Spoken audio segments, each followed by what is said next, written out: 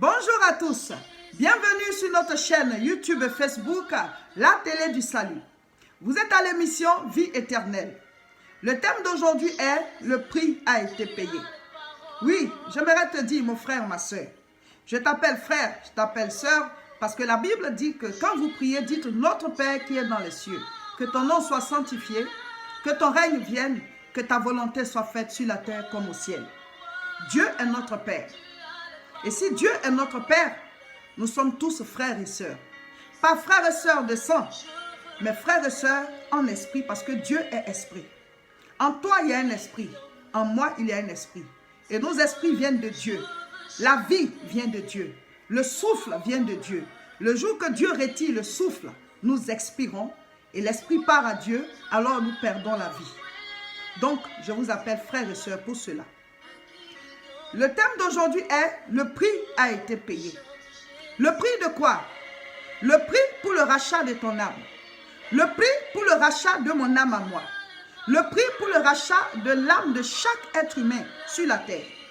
La Bible dit, dans Romains chapitre 3, du verset 23 au verset 24, « Car tous ont péché et sont privés de la gloire de Dieu.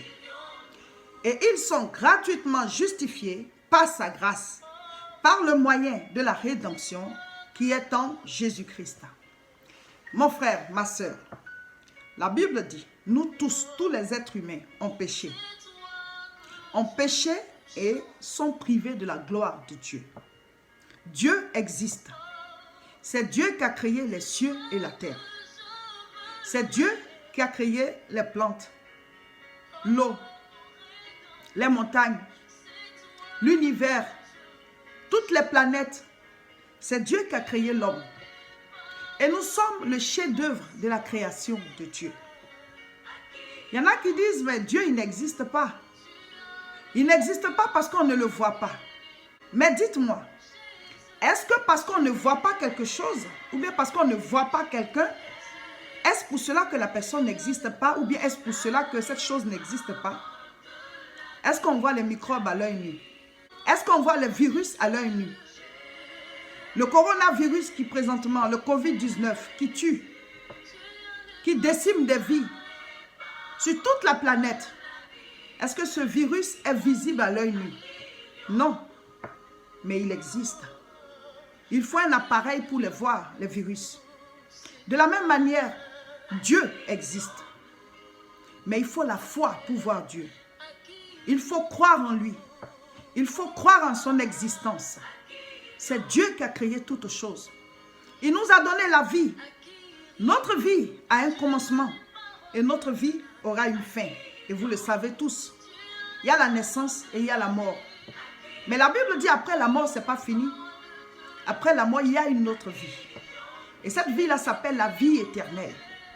Pour pouvoir bénéficier de cette vie, il faut être né dans le monde à venir, qui est le monde de l'esprit. Jésus a dit à Nicodème, il te faut naître de nouveau. J'aimerais vous dire que le prix a été payé. Le prix pour nous racheter. Le prix pour nous donner le salut. Le prix pour nous laver de nos péchés. Le prix pour nous libérer des jougs. Le prix pour briser la malédiction. Le prix pour nous enlever du feu de la géhenne. Le prix pour nous délivrer. Souvent, nous posons des actes que nous n'aimerions pas poser. Mais c'est comme si on était obligé, comme si on n'y pouvait rien. Ceux qui fument à longueur de journée, ils savent bien qu'ils se détruisent, mais ils n'arrivent pas à arrêter. Ils se font mal, mais ils n'arrivent pas à arrêter. Ceux qui sont accros à l'alcool, ceux qui sont obligés de passer par des cures pour sortir de là, ceux qui ont des addictions, ceux qui prennent la drogue, souvent ils ont envie d'arrêter, mais ils n'y peuvent rien. C'est plus fort qu'eux. Il y a des gens aussi qui sont violents. Ils veulent bien arrêter. C'est comme s'il y avait une force supérieure qui les amenait à poser ces actes-là. Il y a des gens qui ont l'impression qu'ils détruisent eux-mêmes leur vie. Parce qu'il y a des choses qu'ils font. Parce qu'il y a des choses qu'ils font qu'ils n'aimeraient plus faire. C'est toutes ces choses-là qu'on appelle le péché. Toutes ces choses s'appellent le péché.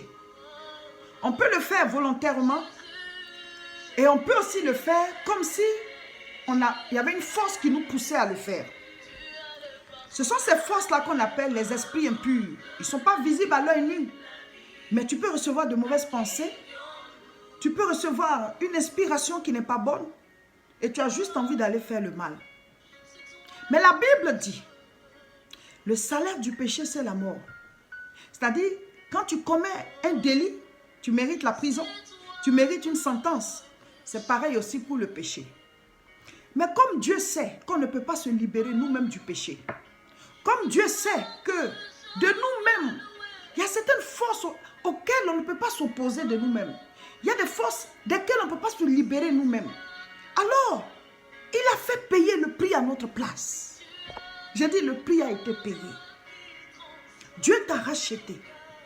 Dieu t'a donné maintenant la puissance et l'autorité. Jésus-Christ. J'aimerais te parler de Jésus-Christ. C'est lui qui a payé le prix. Il a payé le prix pour ton rachat. Il a payé le prix pour mon rachat. Il fallait que notre âme soit rachetée. Il fallait que quelqu'un paye à notre place. Il fallait que quelqu'un prenne le fardeau qui nous revenait. La sentence qui nous revenait. Il fallait que quelqu'un mette son dos à notre place. L'évangile de Jean chapitre 10, je vais lire à partir du verset 1. En vérité, je vous le dis, celui qui n'entre pas par la porte dans la bergerie, mais qui y monte par ailleurs, est un voleur et un brigand. Mais celui qui entre par la porte est le berger des brebis. Le portier lui ouvre et les brebis entendent sa voix. Il appelle par leur nom les brebis qui lui appartiennent et il les conduit dehors. Lorsqu'il a fait sortir toutes ses propres brebis, il marche devant elles et les brebis le suivent parce qu'elles connaissent sa voix. Elles ne suivront point un étranger, mais elles fuiront loin de lui parce qu'elles ne connaissent pas la voix de l'étranger. Jésus leur dit cette parabole, mais ils ne comprirent pas de quoi il leur parlait. Jésus leur dit encore, en vérité, je vous le dis, je suis la porte des brebis. Tous ceux qui sont venus avant moi sont des voleurs et des brigands, mais les brebis ne les ont point écoutés. Verset 9. Je suis la porte. Si quelqu'un entre par moi, il sera sauvé, il entrera et il sortira et il trouvera des pâturages. Le voleur ne vient que pour dérober, égorger et détruire. Moi, je suis venu afin que les brebis aient la vie et qu'elles l'aient en abondance. Verset 11. Je suis le bon berger. Le bon berger donne sa vie pour ses brebis. Mon frère, ma soeur, Jésus-Christ est le bon berger. Il dit qu'il est venu pour que nous, les brebis, nous, parce que Jésus a l'habitude de faire cette image-là, il est le berger, nous sommes les brebis. Donc, nous le suivons et il nous conduit dans de verts pâturages. Ça veut dire quoi? Si tu donnes ta vie à Jésus, si tu suis Jésus, si tu lui donnes ta vie, il va te conduire dans de verts pâturages. Il va te conduire dans une vie où il y a la paix, où il y a l'amour, où il y a la joie.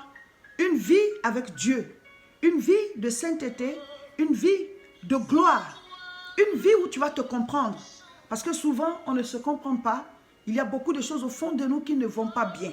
Dieu a envoyé Jésus-Christ mourir pour toi. Dieu a envoyé Jésus-Christ mourir pour nous, pour moi, pour chacun de nous. Donc, il dit, le bon berger donne sa vie pour ses brebis.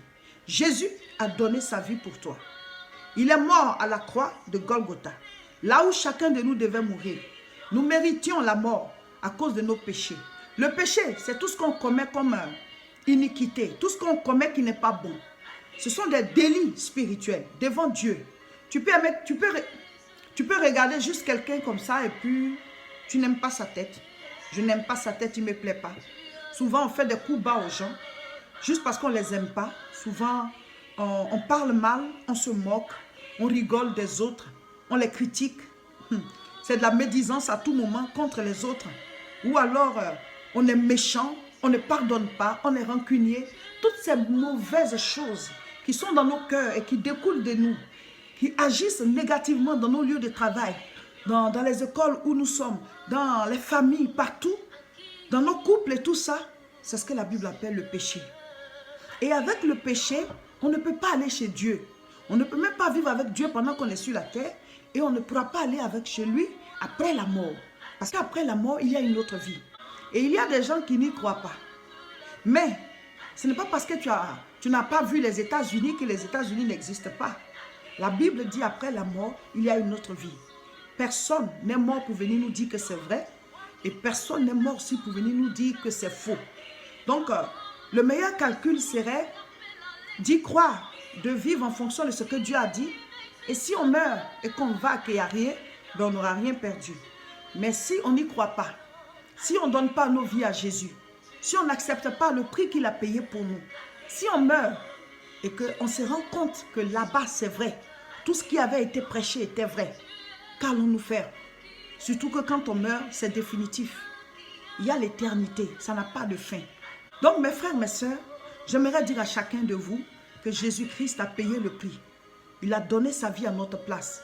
La Bible dit l'acte dont les ordonnances nous condamnaient, il a effacé et il nous a libérés. Désormais, nous avons la vie en son nom. Le prix a été payé. Le prix a été payé. Je t'invite maintenant à accepter Jésus-Christ dans ta vie parce que le prix a été payé, mais il faut que tu l'acceptes pour que cela puisse s'activer dans ta vie. C'est comme si on te mettait un chèque, mais tu dois d'abord l'endosser avant de pouvoir recevoir la somme d'argent qui est sur ce chèque. Jésus a payé pour toi, il a payé pour moi à la croix, il a payé pour tous les êtres humains. Mais nous devons l'accepter afin d'activer ce salut dans notre vie. La Bible dit que Jésus te dit, je me tiens à la porte et je frappe. Si tu entends ma voix et que tu ouvres, j'entrerai chez toi, je souperai avec toi et toi tu souperas avec moi. Jésus te tend la main, donne-lui ta vie parce qu'il a payé le prix pour le rachat de ton âme. Il a payé le prix pour que tu aies la vie éternelle. Il a payé le prix pour que tu sois sauvé. Dieu est saint, saint et saint. Il est 3 fois saint. Nul ne peut avoir accès à sa présence tant qu'il n'a pas été sanctifié, purifié par le sang du rachat. Accepte donc Jésus-Christ maintenant afin de recevoir le rachat de ton âme, afin de recevoir la rémission de tes péchés, afin de recevoir la vie éternelle. Répète après moi. Seigneur Jésus-Christ, aujourd'hui, je te donne ma vie. Efface mes péchés. Écris mon nom dans le livre de vie. Désormais, je suis ton enfant. Désormais, je veux marcher avec toi. Pardonne-moi. Je t'accepte comme Seigneur et Sauveur. Amen. Voilà, je suis pasteur Seka Olga de l'église évangélique La Moisson de France. Nous prions à Tourcoing. L'adresse c'est 48 rue Saint-Omer, 59 200 Tourcoing. C'est tous les dimanches de 10h à 11h45. Donnez 1h45 à Dieu chaque dimanche. Venez l'adorer, venez écouter sa parole. Venez passer un temps dans la présence de Dieu. Rejoignez-nous. Voici l'adresse. N'oubliez pas de vous abonner à cette chaîne, la télé du salut, là où on vous parle du salut de votre âme. Et recommandez-la autour de vous.